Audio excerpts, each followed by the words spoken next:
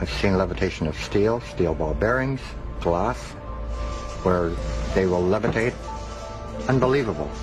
I've seen electricity go right into the objects and a million pieces just fly apart. In fact, using only 75 watts of energy, enough for a small light bulb, Hutchison made a 60-pound cannonball rise off the table. It would also fuse dissimilar materials, heat metal but not burn the wood it sat on, shatter metal as well as change its crystalline structure. This was something to write home about.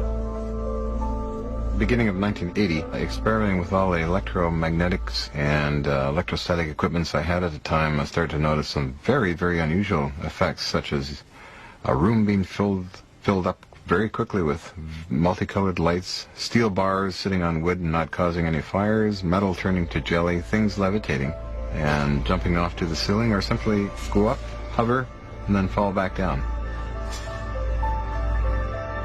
Dubbed by some as the poltergeist machine, there is no one machine, just a lot of old Army surplus gear, randomly tuned by John. No one knows how it works. John has apparently figured out the right combination of radio waves and electrical energy to create the effect. If it could be proven, its impact would be huge. You'd have to rewrite most of the science textbooks, especially the part about... An example of this kind of random event happened in 1989, when a visiting Vancouver news crew was setting up at John's lab to film the Hutchison effect. The target area was that yellow crate with the metal objects. But to everyone's shock, a sponge in the back of the room took off into the air and then fell back down.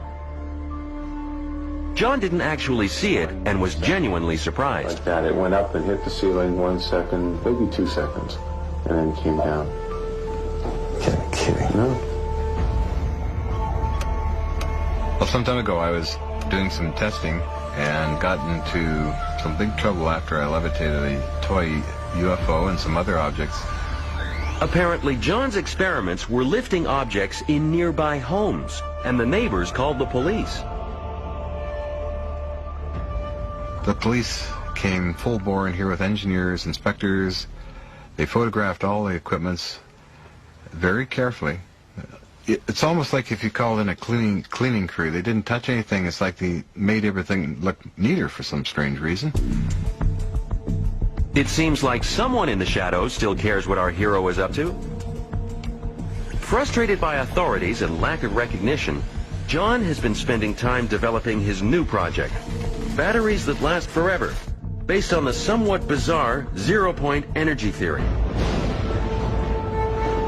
Followers of this theory believe that all physical matter floats in a sea of energy, which, if collected and converted into electrical power, could more than meet all the world's demand for energy.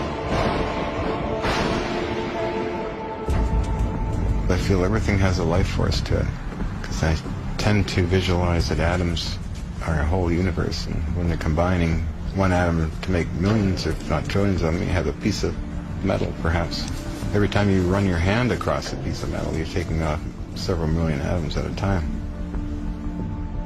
To demonstrate how energy is everywhere, John uses rocks from his neighborhood and in 2 hours makes a zero-point battery strong enough to power a pen light.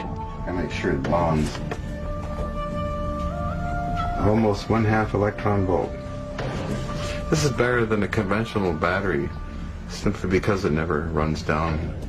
So with these things, they could last approximately as long as minerals last, up to maybe 1,000 years, unknown.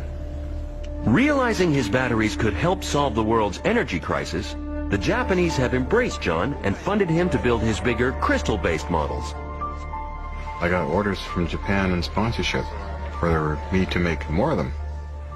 So the money would come through into my bank account, and indeed I made units that are actually in Hiroshima City. While various zero-point energy devices were funded by the Japanese, so far none have taken off on a mass scale.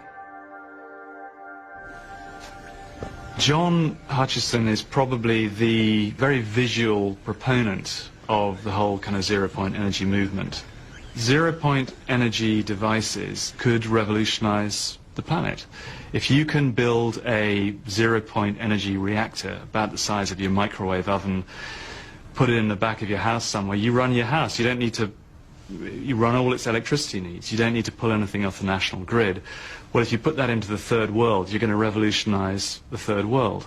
That is as much a threat to some people as it is a benefit.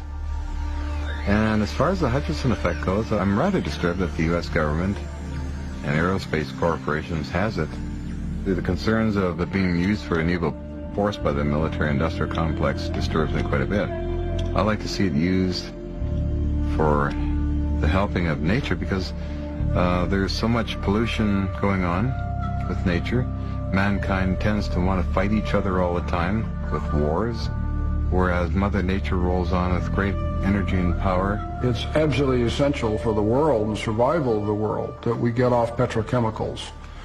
Failure to do so, it really threatens our national survival. What I like about John is that he doesn't compromise. He doesn't compromise his appearance. He doesn't compromise his lifestyle. What he does is pretty unconventional. So, you know, good on him. I'm all for that, and I wouldn't want him to change. He's fine just the way he is. Whether building batteries or levitating objects, John Hutchison is an eccentric enigma.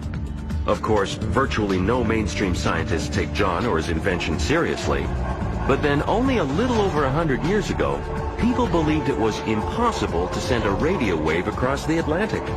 Now just imagine if this backyard scientist really has discovered a primal force of nature that could transform our world. I am only taken seriously by the military scientists. The academic scientists really don't know what to make of me. Well, to say a lot of other people too don't know what to make of me. I'm just a different person, and I'm kind of happy with myself. I don't want to try and change myself.